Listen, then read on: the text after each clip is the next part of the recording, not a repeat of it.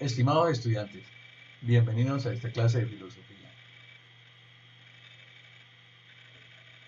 El camino del pensamiento es pensar. Aquí pretendemos la verdad, pero una verdad que se hace interesante cuando nos acercamos a ella, porque se oculta. Aquí observamos en esta figura a Platón, con su mano indicando el mundo de las ideas, y a Aristóteles, su educando principal, indicando el mundo real.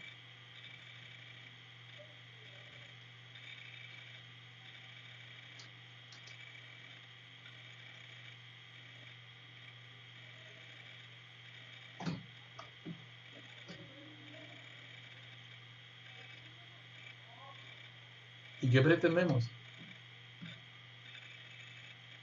Pretendemos fortificar la competencia comunicativa, la competencia dialógica y la competencia laboral. Pretendemos un pensamiento autónomo. Pretendemos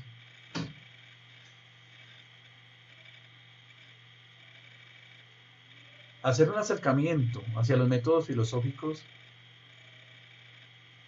que conducen al pensamiento crítico, bajo el lema fenomenológico: conciencia es conciencia de algo, como bien lo ha proclamado el filósofo Husserl.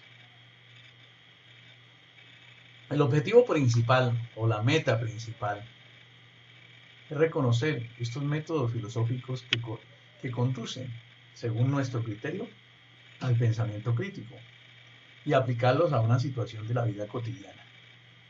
Porque en la filosofía, si no aplicamos a la vida cotidiana, a nuestra vida, pues creo que habría un alejamiento entre la teoría y la práctica. Debemos defender nuestros puntos de vista, nuestros análisis, de la mejor manera y utilizar los métodos filosóficos como medios creativos que buscan el verdadero conocimiento en situaciones de la vida diaria. Pero queridos estudiantes, estos métodos filosóficos responden a un paradigma. ¿Y qué es un paradigma? Un paradigma es un conjunto, una constelación, como lo dice Thomas Kuhn, una constelación de creencias y de ideologías que hacen que se produzcan unos enfoques, y esos enfoques van acompañados por unos modelos, y esos modelos acompañados por unos métodos que conducen a una verdad. Pero cuando esos paradigmas cambian, también cambian los enfoques, cambian los objetivos, cambian los métodos, cambian los modelos. Y los pensadores críticos empiezan a generar tendencias y a generar corrientes que en algún momento van a hacer que estos paradigmas se transformen y que también se transforme la manera de pensar. Según la Guía 14 de orientaciones filosóficas, en el estudio de la filosofía se fortalecen las competencias críticas, dialógicas y creativas. Un pensador crítico sabe leer objetivamente, se aproxima al conocimiento de manera objetiva, de manera dialógica. Aprende a debatir con sus compañeros, con el otro, con la otredad. Aprende a respetar los criterios del otro, a disentir con elegancia. Y la competencia creativa es la que hace que este estudiante produzca un nuevo discurso.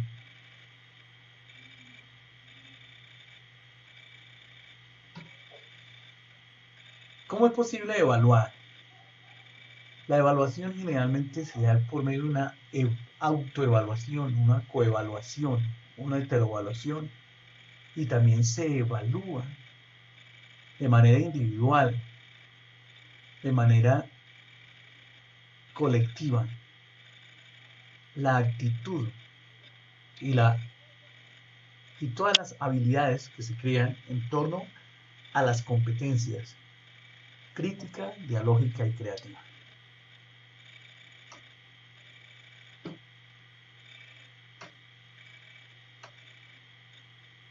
Queridos estudiantes, ¿qué es un método? ¿Qué es un método filosófico? ¿Y para qué nos sirve un método? Es posible pensar en un método como un camino, como una serie de pasos organizados para alcanzar la verdad. Pero si hablamos del método filosófico, nos aproximamos a una verdad más profunda.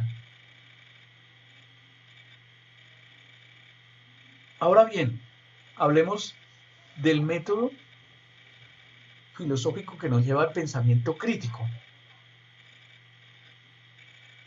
¿Será posible pensar que algún método nos lleva al pensamiento crítico? ¿O el pensamiento crítico se podría generar sin método? Porque el pensamiento crítico es una forma de razonamiento que se caracteriza por seguir una actitud autónoma, libre. ¿Hasta qué punto los métodos también nos encasillan? ¿O hasta qué punto, como decíamos anteriormente, los métodos corresponden a un paradigma? ¿Qué ven en esta figura?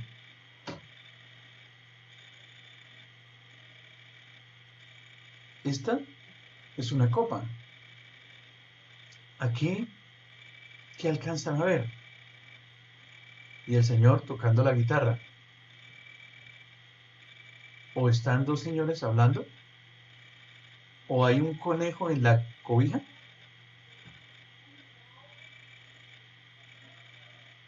Así aparece la verdad, querido estudiante, de diferentes rostros, y un pensador crítico se concentra y empieza a ver parte por parte de la figura que aparece, desde sus diferentes lados, desde sus diferentes escorzos.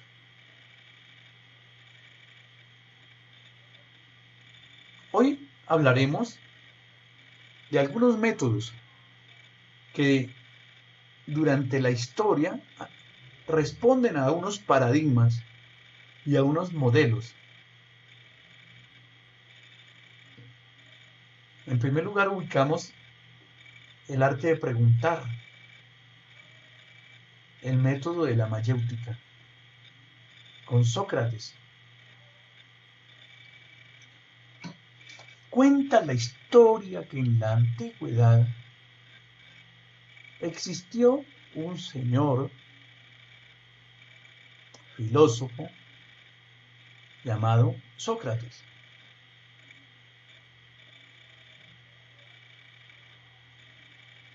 que se interesaba bastante porque los seres humanos alcanzaran la verdad.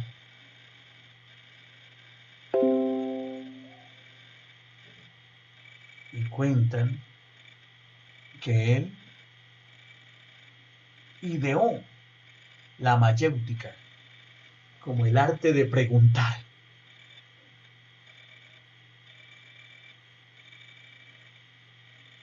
Él contó con un amigo, discípulo, Platón, que lo acompañó en la plaza pública y escuchó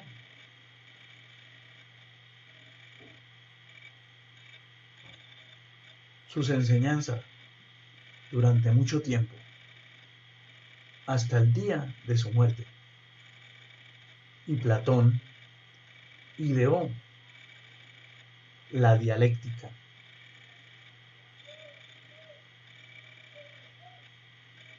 Luego pasó mucho tiempo y vino otra etapa que fue la Edad Media. Y en la Edad Media hubo otro paradigma, centrado en el cristianismo y en la vida monacal.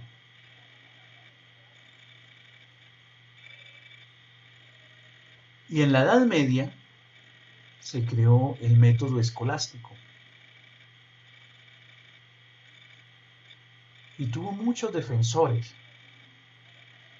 Y aún se conservan vestigios de este método. Luego, al terminar la Edad Media, surge un nuevo paradigma. Como bien sabemos, en la Edad Media se habló de un teocentrismo, porque la idea de Dios era el centro del mundo. Y con el Renacimiento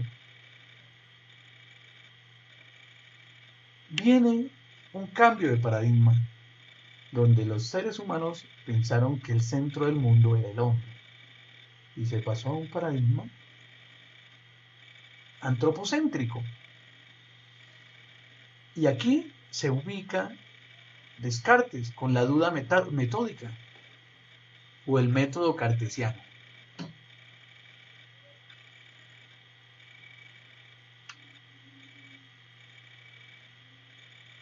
Bueno, desde la antigüedad, primero con los estudios bíblicos medievales, y luego tiene toda una historia el método hermenéutico,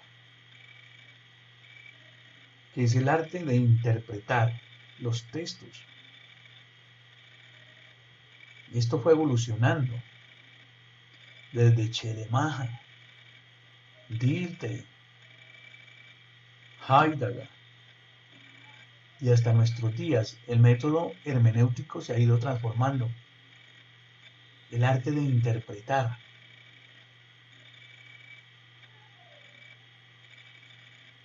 Otro método es el método estructuralista.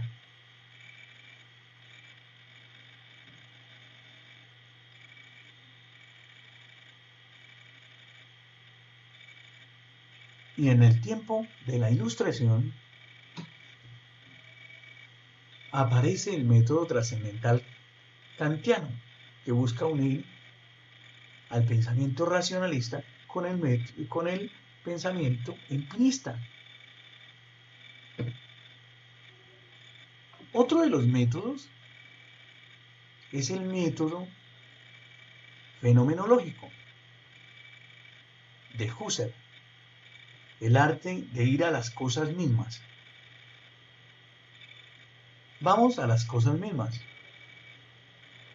Pongamos entre paréntesis lo que ha pasado en la historia.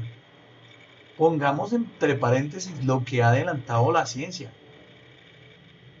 Dejémoslo entre paréntesis y vamos a las cosas mismas para ver qué nos presentan las cosas mismas de una forma eidética,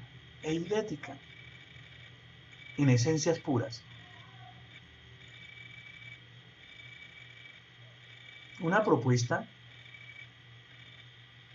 que parte de Kant, de Husserl, de Descartes, de Sócrates, de Eduardo Galeano,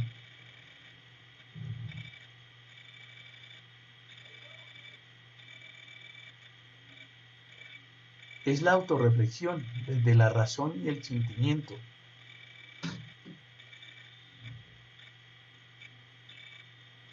Veamos detalladamente cada uno de ellos. Recordemos el método de Sócrates. Observemos aquí una figura. Posiblemente Sócrates era así, o posiblemente es así. Los pintores lo han representado de diferentes maneras.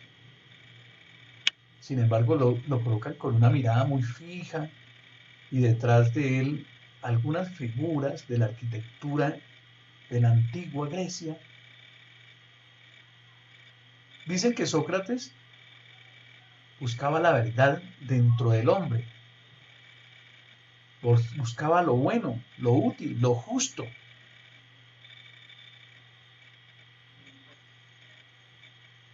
Yo los invito a leer la apología que Sócrates sostuvo en el momento de su muerte. Sócrates no pudo enseñar nada a nadie. Solo él puede hacerle pensar, es decir, utilizar la mayéutica, la pregunta. La mayéutica tiene exactamente 5 pasos. En el primer paso se plantea una cuestión que en el caso del uso que Sócrates hizo de este método podría expresarse con preguntas del siguiente tipo. ¿Qué es la virtud? ¿Qué es la ciencia? ¿En qué consiste la belleza?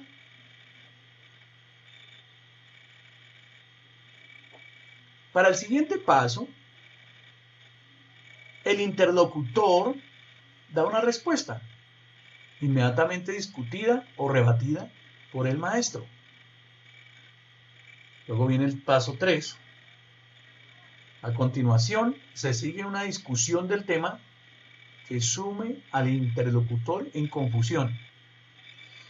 Este momento de confusión y de incomodidad, la aporía, por no ver claro algo que antes del diálogo se creía saber perfectamente. Es condición necesaria para el aprendizaje. Sócrates lo identifica con los dolores que existen en la parturienta antes de dar a luz. Es decir, el interlocutor entra en unos ciertos dolores porque se encuentra con la realidad que verdaderamente no sabe. En el cuarto paso, tras este momento de confusión, la intención del método mayéutica es elevarse progresivamente e identificarse cada vez más en generales y precisas de las cuestiones que se investigan: la virtud, la ciencia y la belleza. Y la justicia, ¿qué es lo justo? ¿Por qué esto es justo? El amor también, ¿no?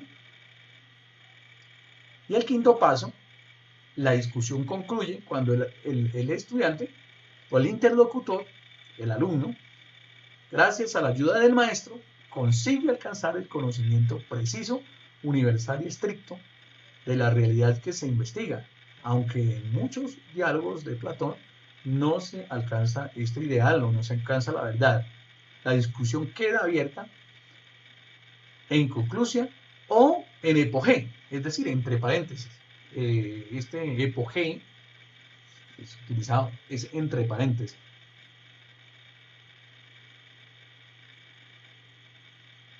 Trata de pensar un momento en este método de la mayéutica. Ahora proseguimos a pensar la dialéctica.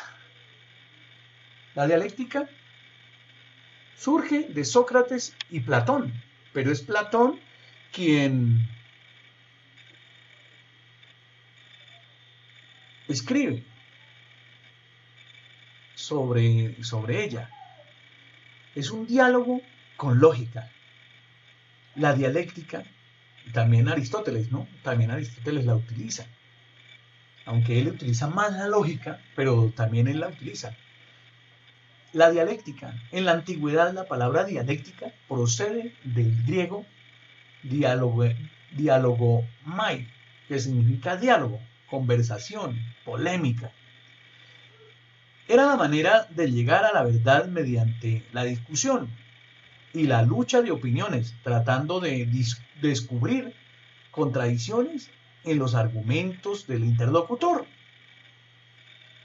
Moderadamente se define manifestando que el método dialéctico considera las cosas y las ideas en su encadenamiento, en sus relaciones mutuas, en su acción recíproca y la modificación de que ello resulta, su nacimiento, su desarrollo y su decadencia.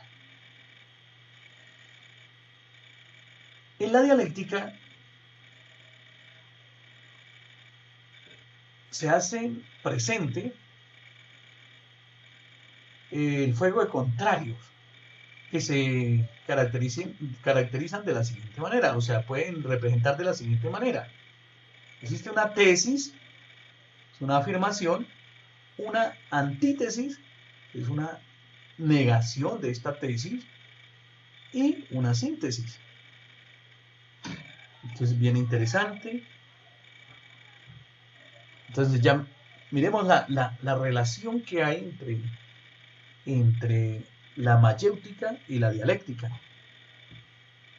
¿En qué se diferencia la mayéutica de la dialéctica? ¿Cómo podemos ser dialécticos? ¿Cómo podemos ser mayéuticos? ¿Será que estos métodos nos aportan para el pensamiento crítico? ¿O simplemente estos métodos pertenecen a un paradigma y nos encasillan en una manera de pensar? Yo quiero que usted, querido estudiante, me dé una respuesta. Escribe la respuesta. Durante este minuto, escribe una respuesta.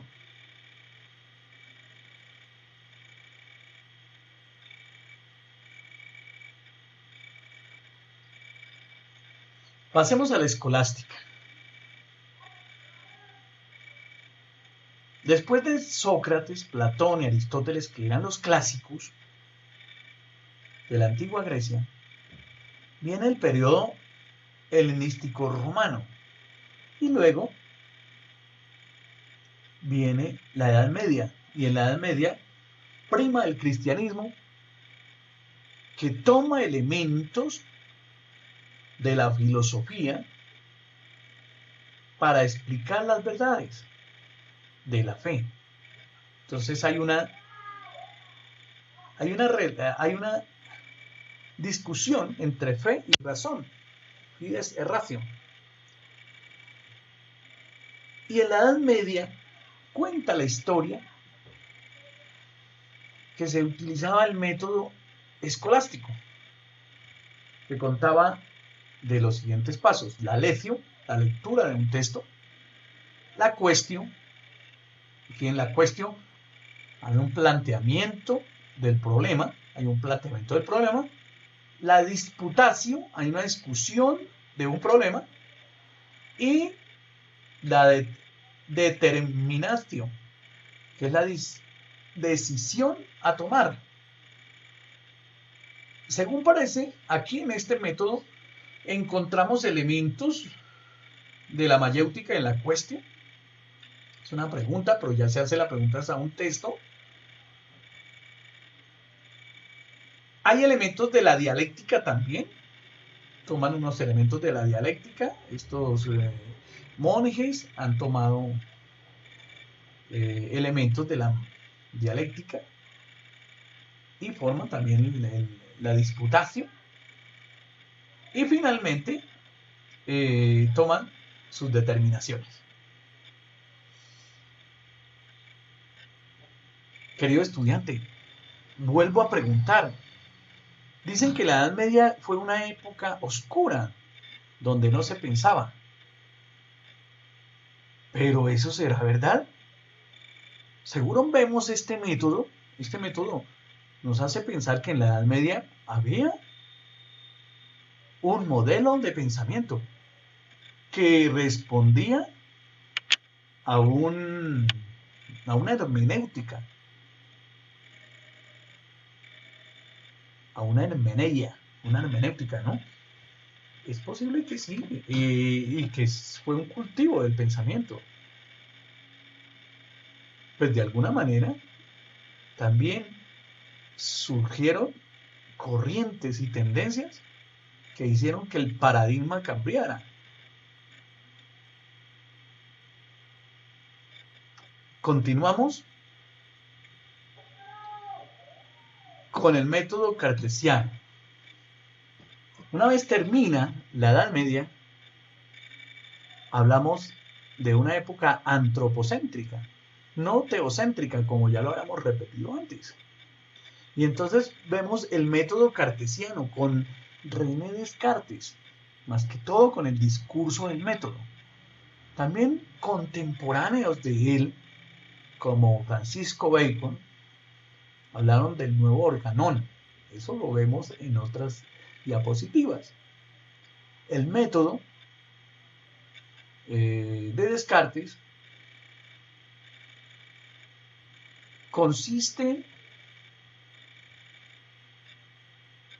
en dudar, pero en dudar de una manera ordenada.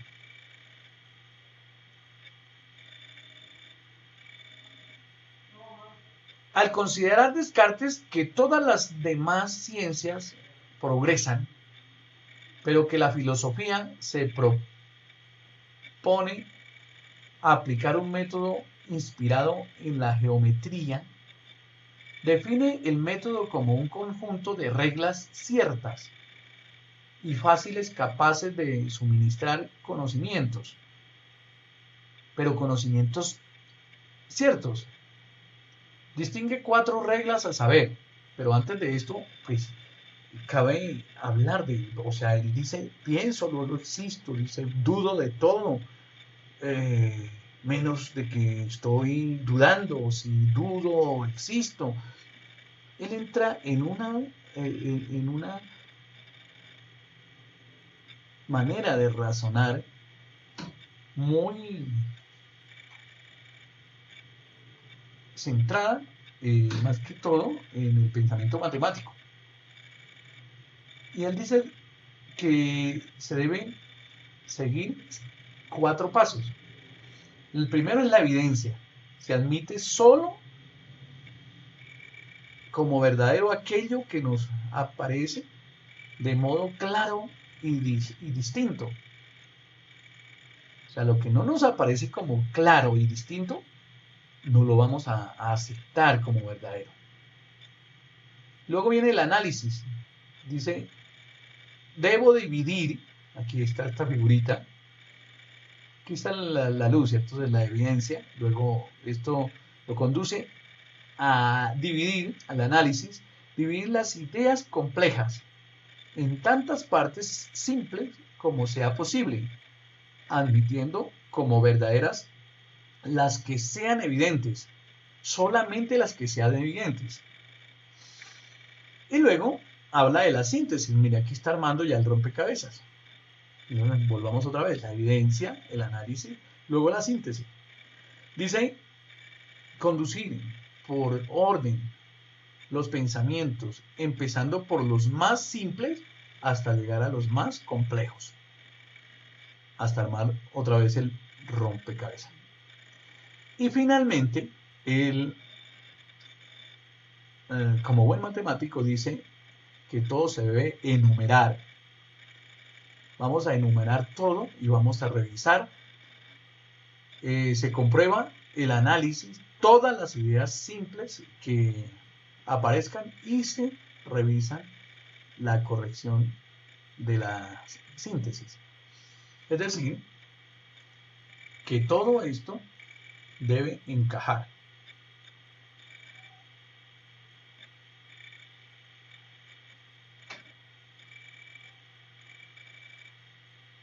Observemos el método cartesiano.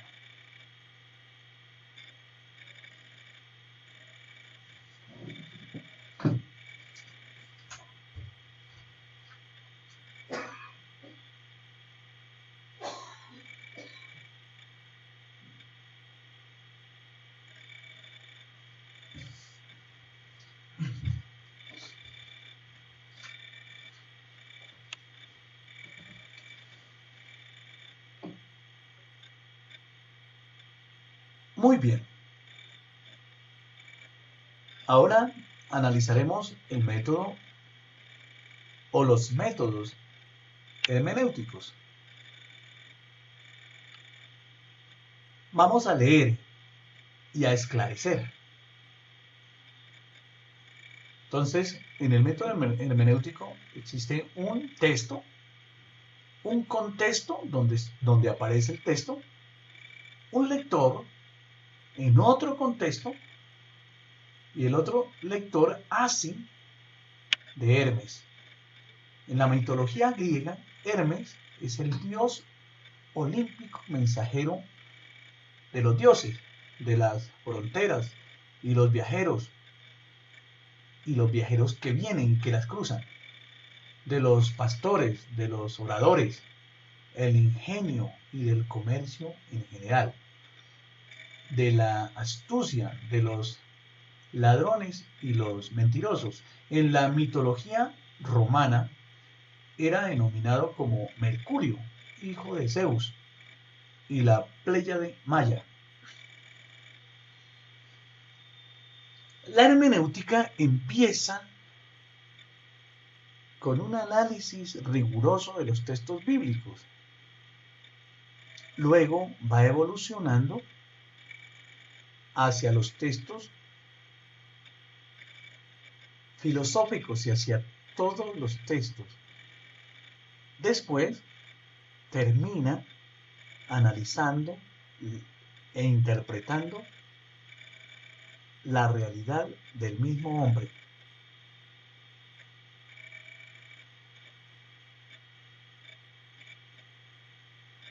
Pasemos ahora a ver el método estructuralista. El estructuralismo nos presenta varios principios. Este método estructuralista es un método de investigación donde la introspección analítica, autoexamen de nuestros propios estados emocionales y nuestros procesos mentales, y el objeto de estudio, la conciencia, la idea principal, el elemento asociado entre unas partes y un todo, la mente o conciencia inmediata no es algo sustancial, sino un proceso, pero es un proceso estructurado. Los elementos simples e irreductibles sobre los que descansa toda actividad mental son sensación, sentimiento e imagen. Hay una sensación, hay una imagen, hay un sentimiento. Este método estructuralista, podemos ver acá, pretende buscar los signos y señales de la vida social en las formas de comunicación. Todas las sociedades poseen la misma mentalidad, unas formas, estructuras invariables e invisibles. El método estructuralista consiste en descubrir el sistema de juego, especialmente de una sociedad, lo que no está explícito, aquello que es inconsciente, pero que está en esa estructura profunda del individuo y de la colectividad. Es el método que le preocupa la estructura social visible, las instituciones, pero sobre todo y fundamentalmente le interesa la estructura mental que provoca. El concepto de estructura ya había sido utilizado en matemáticas, en lógica, en física, en filosofía, en psicología. Carlos Marx, con conceptos como infraestructura y superestructura, Freud con sus análisis de la estructura del subconsciente reprimido, pero la verdadera relación del método viene relacionado con el lingüista Ferdinand de Saussure.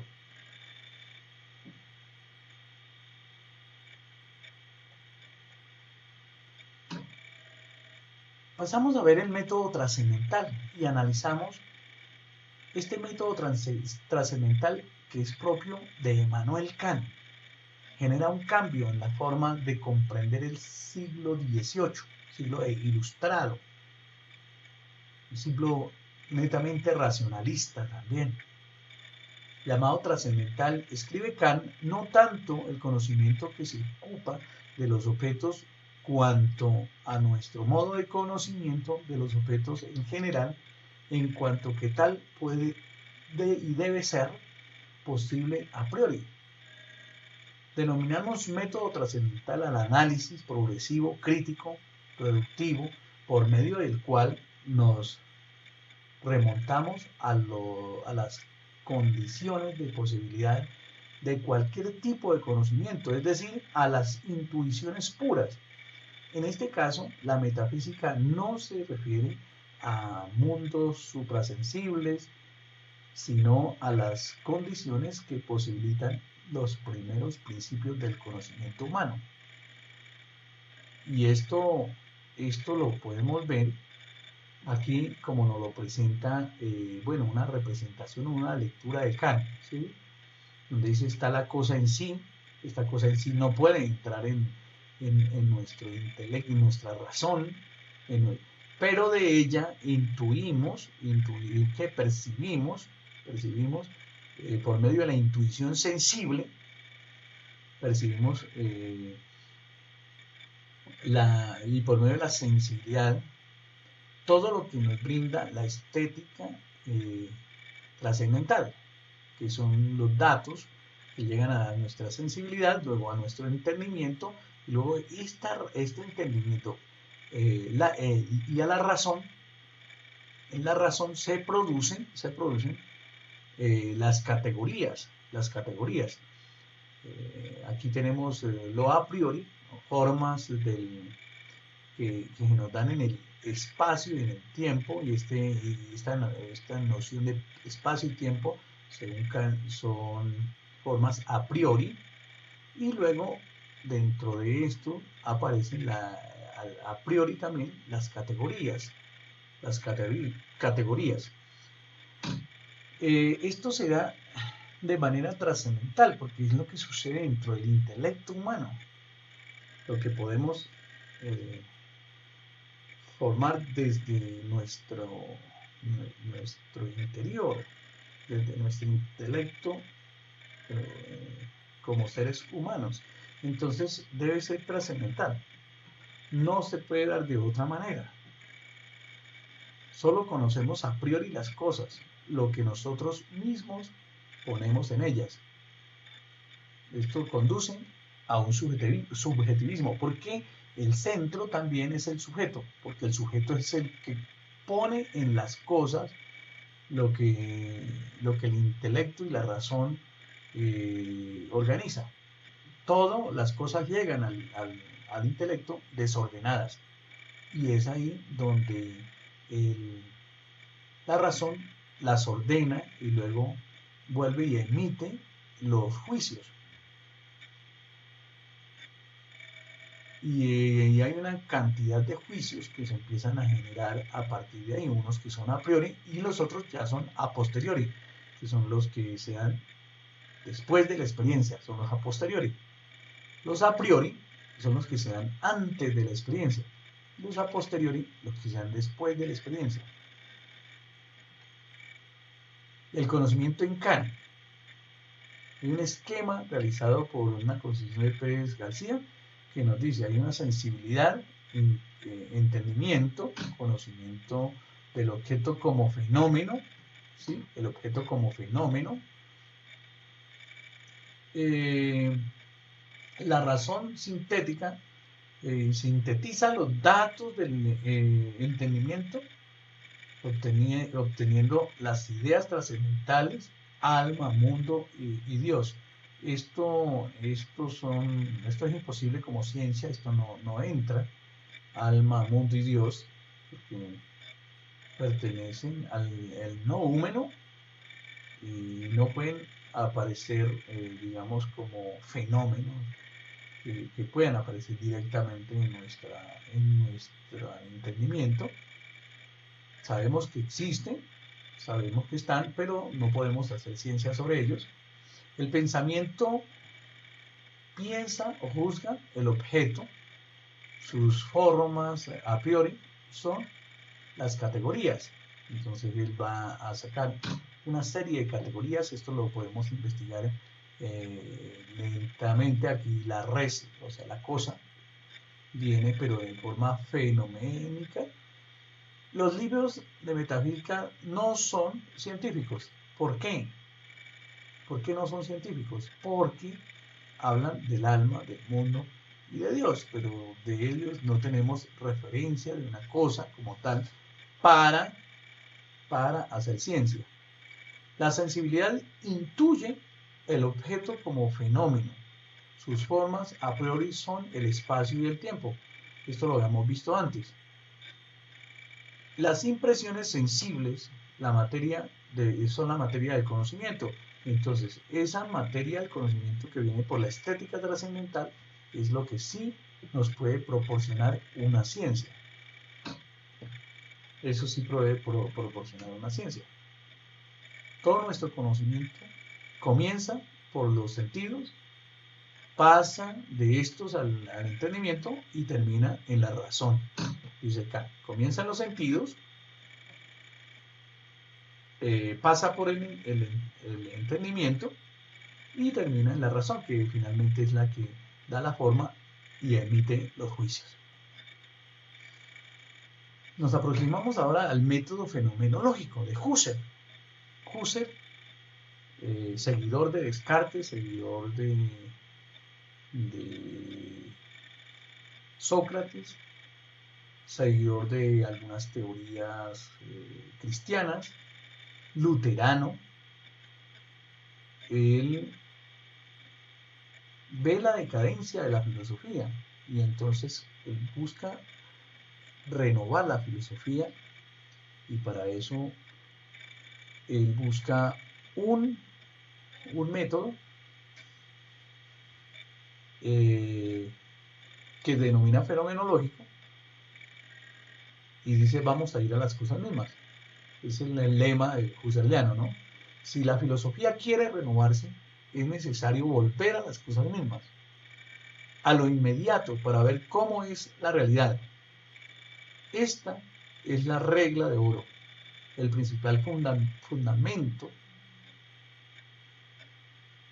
es la fenomenología, el fenómeno. El principio fundamental fenomenológico son las cosas mismas, pero estas cosas mismas aparecen en nuestra conciencia como fenómeno eidético, como fenómeno esencial. Las cosas constituyen lo dado, aquello que vemos y que está delante de nuestra conciencia.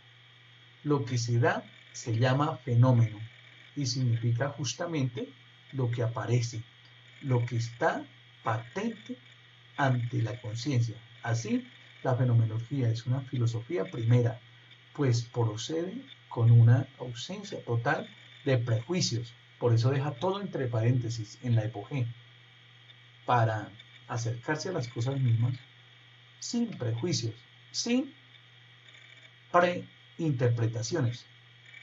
Y eso lo conserva también Heidegger más adelante, en su fenomenología también, porque a partir de Husserl encontramos muchísimos seguidores que son fenomenólogos. Y hoy en día la fenomenología es un tema que todavía brinda prosperidad para los estudiosos. Aquí encontramos el sujeto crítico. Actúa desde del sentimiento y la razón. Miller descubre que en la renovación del hombre y de la cultura aparece una estructura del sujeto ético, pero él busca denominarlo el sujeto crítico. Y entonces, en su proceso de investigación para sustentar su tesis de grado sobre la renovación del hombre y de la cultura, el sentido de la renovación del hombre y de la cultura, leído en Husserl, encuentra que Husserl plantea una estructura de sujeto. Obsérvenlo por Pablo.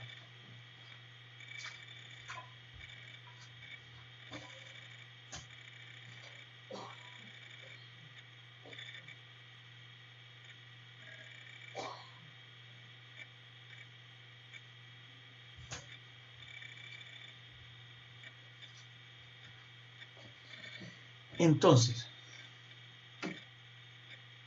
en compañía del doctor José Luis Luna y en compañía de el doctor Julio César Barrera, empieza la investigación y encuentra que la base de toda ética es la autorreflexión. Es decir, para que haya una ética y un principio filosófico, el ser humano debe autorreflexionar. Y esta autorreflexión lo lleva a la autoconciencia. Y esta autoconciencia a la autorresponsabilidad. El ser humano debe autorresponsabilizarse de su propia vida, de su entorno y del otro, de la otredad. Esta autorresponsabilidad lo lleva a autoproyectarse y a actuar con autonomía, donde según Husserl hay una correlación también entre razón y sentimiento, o sentirrazón, frente al actuar. O sea, en algunos de los pasajes husserlianos, José Miller Martínez Valenzuela lee que el hombre no es ético porque piense o porque sienta, sino porque toma decisiones. Esas son palabras de Husserl. Y Husserl toma el imperativo categórico kantiano, que es un imperativo categórico universal, que se puede resumir en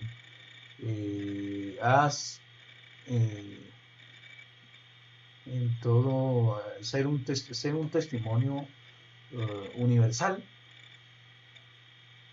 Actúa de tal manera que tu forma de obrar sea un testimonio universal. Y Husserl lo toma y dice, no, pues es mejor, bueno, hagamos esto. Walton, un autor colombiano que es bien interesante, ustedes lo pueden leer, habla, dice, no, el imperativo categórico husserliano dice, haz en todo momento lo mejor entre lo alcanzable. Y esta es una postura para que busca proyectar un nuevo estudio de la ética y de la filosofía como filosofía primera, como filosofía a priori, que se da en ese momento en que se da la correlación entre el sentimiento y la razón dentro de la misma actuación en el fluir de la vida, en el mundo de la vida. Bueno, entonces estamos invitados a trabajar en grupos, a hacer lecturas individuales y a evaluar nuestros propios procesos. Muchas gracias por haber asistido a esta clase y felicitaciones porque lo que nosotros aprendemos nos sirve para nuestra vida. Hasta pronto, queridos estudiantes.